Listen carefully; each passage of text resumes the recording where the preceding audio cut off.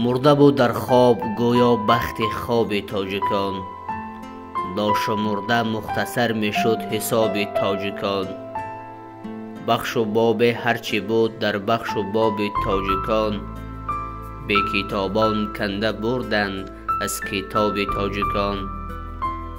از میانش تیکه برها سیکه برد و سیکه خورد، از دهانش تیکه برها تیکه برد و تیکه خورد. از اتابک گرچه در این منطقه انتیقه بود، کس نمی داند که بود غیر از کتاب تاجکان. گر نبودی هر سفال فال از عصر سفال، گر نبودی تاجک عصر سفال استا کلال. همچنان جلد زمینش از سفال و از سفال، پر نمی شد اینقدر جلد کتاب تاجکان.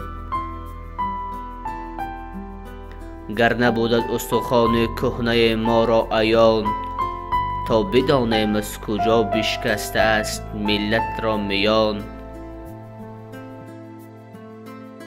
دوش تاجک را نمیدانم چی قسمت بوده است، خود به خط لان و رسول از استوا خط بوده است.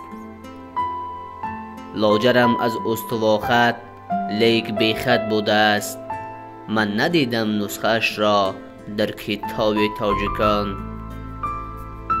در حواشی قلم رو به قلم ها بودند، به قلم های حواشی به قدم ها بودند. به قلم های حواشی در قلم افتاده اند، این زمان اندر حواشی کتاب تاجکان. تا خراسان را خورند آسان نماند پاره، با خور و آسان جدا کردند خراسان خاره. بعد 100 ساله آخر هر خراسان پاره، یافت پیوندی کتابی در کتاب تاجکان. جای نان خانگی در کف کتاب خواندنی است، همچو بالای به بالای کتاب تاجکان. طاقدان خانه ما جای دسترخوان ماست، طاقدان چشم ما جای کتاب تاجکان.